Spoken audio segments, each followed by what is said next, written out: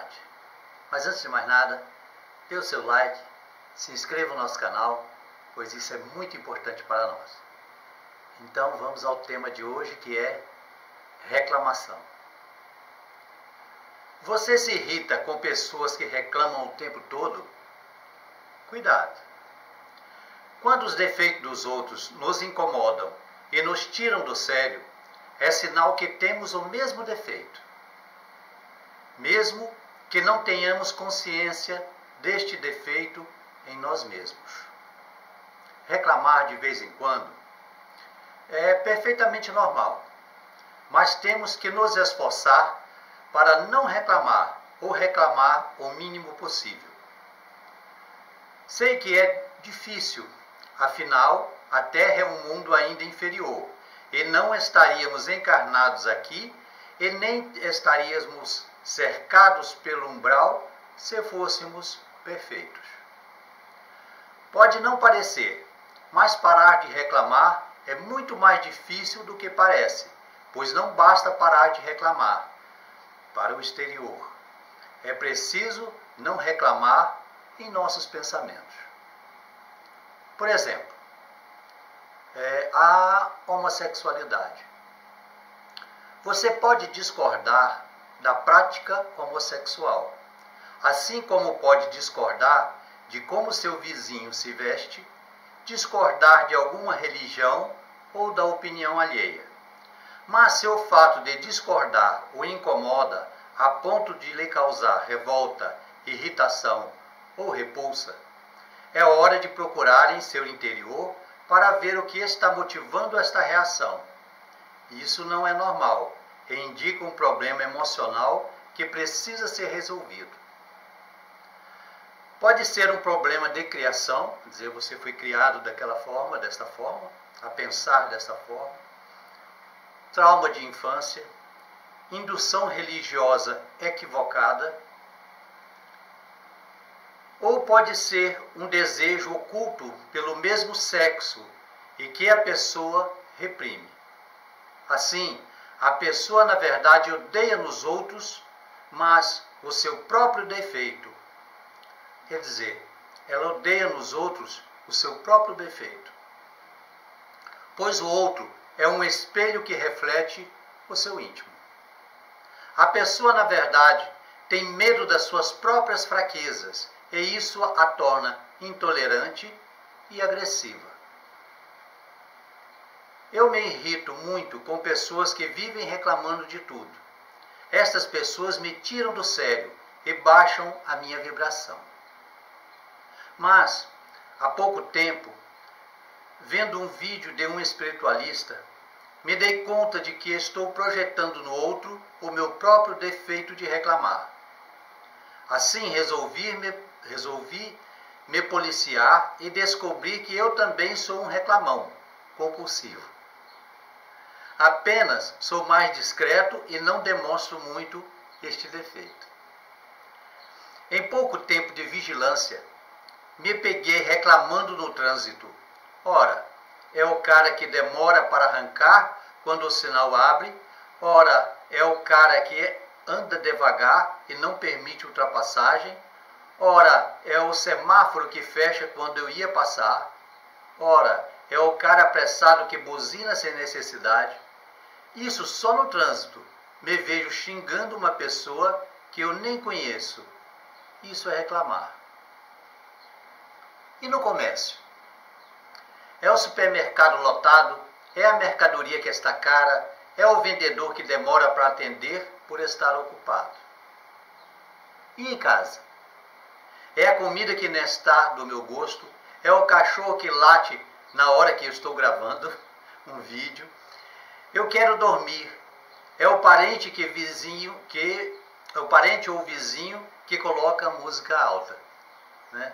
Inclusive tem alguns vídeos aqui que quando eu estou fazendo pode-se ver ao fundo o latido dos meus doguinhos. E a gente reclama mesmo sem a gente querer. Quando a gente percebe, a gente já está reclamando. E no trabalho, é o colega competitivo, é o fofoqueiro, é o puxador de tapete, É o chefe enjoado e abusivo? É o calor danado, pelo menos o que está fazendo, que está, né? Agora por esses dias.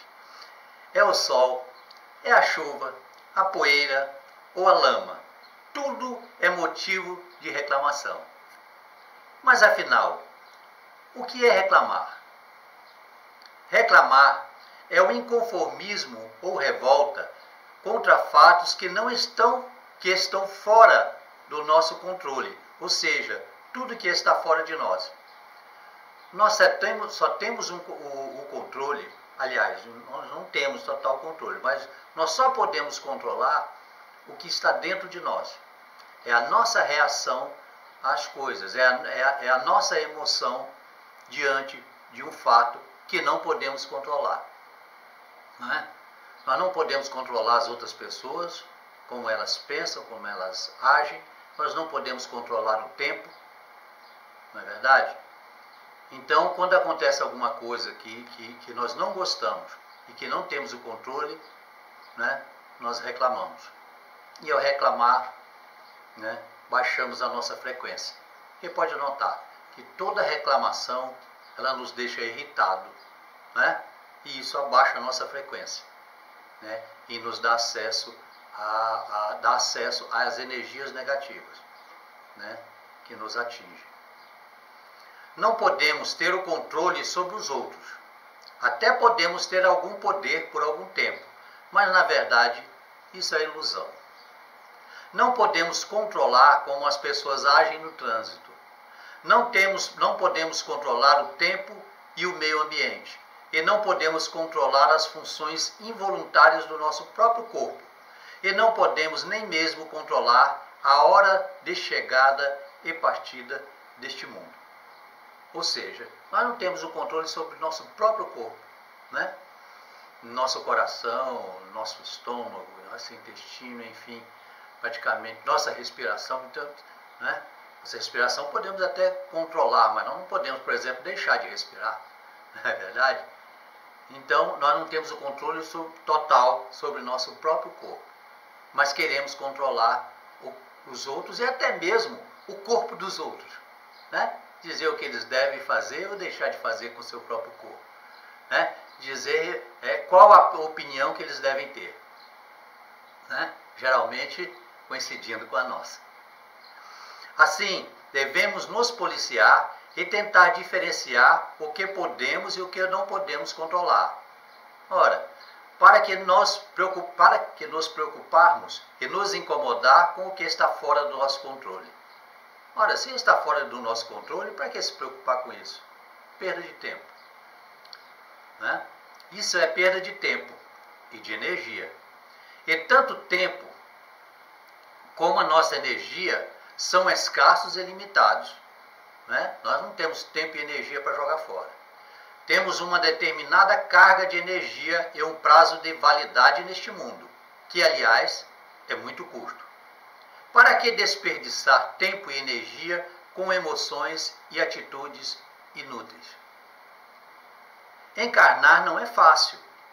Tem espíritos que levam décadas e até séculos para ter uma nova oportunidade. Então, quando finalmente temos uma nova chance, desperdiçamos tempo reclamando ou correndo atrás de ilusões, como a ambição e a vaidade. No mundo verdadeiro da espiritualidade, a ambição não faz sentido, e muito menos a vaidade. No mundo espiritual, os espíritos não têm necessidades físicas e materiais, e pode ter a aparência que quiser.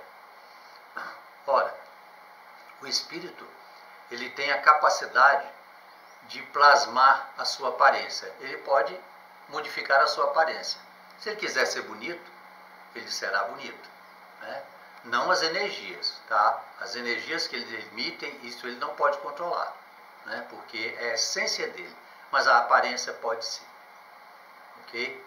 Ele não vai enganar ninguém, mas outro espírito ele pode enganar um encarnado. Ele pode aparecer a um encarnado como um anjo, por exemplo. Não é verdade? Nisso ele está enganando. Mas a outro espírito ele não pode enganar e nem mesmo a um vidente. Ok? Por quê? Porque ele está enxergando o vidente está enxergando com os olhos da alma. Nos planos mais adiantados, a beleza é natural, e no umbral, os espíritos preferem ser feios e assumir a aparência animalesca ou demoníaca para subjugar outros espíritos através do medo. Ou seja, no umbral, principalmente no umbral denso, né, nenhum espírito quer ser bonito, porque se ele for bonito lá, ele não será respeitado. Né? É como numa prisão, numa penitenciária. Né?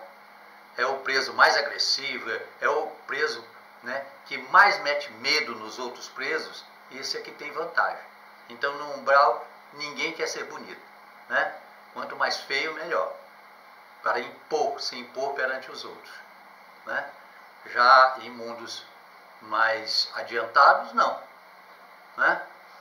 Ele pode, como eles estão mais adiantados e evoluídos, eles são naturalmente belos. Ok? E podem assumir a aparência que quiserem. Por exemplo, um seu parente, né, já bem evoluído, ou bem mais evoluído que você, né, ele no mundo normal dele, ele é um ser de luz, um ser bonito, mas ele pode aparecer para você, se apresentar a você como aquela pessoa que você conheceu, uma pessoa comum. Então, quanto mais controlamos nossas emoções e quanto mais nos tornamos compreensivos e tolerantes para com os erros dos outros, mais adquirimos equilíbrio.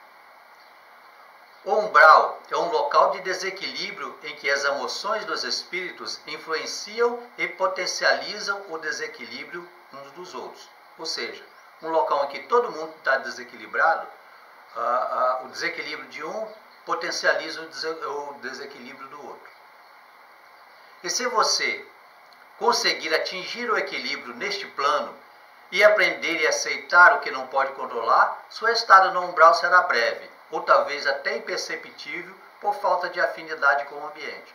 Ou seja, todos nós vamos passar pelo umbral. O umbral é uma porta, né, de passagem. Então, se você está desequilibrado, você é preso ali. Mas se você tem equilíbrio, né, você pode nem perceber essa passagem por ali. Quando você percebe, você está numa colônia, né, ou num mundo bem melhor, né, dependendo da sua afinidade e da sua evolução. Nós não corremos o risco de ir para o umbral, nós já estamos no umbral.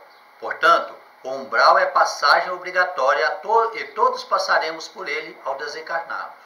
O que muda de pessoa para pessoa é o tempo que passaremos por ele, enquanto espírito desencarnado.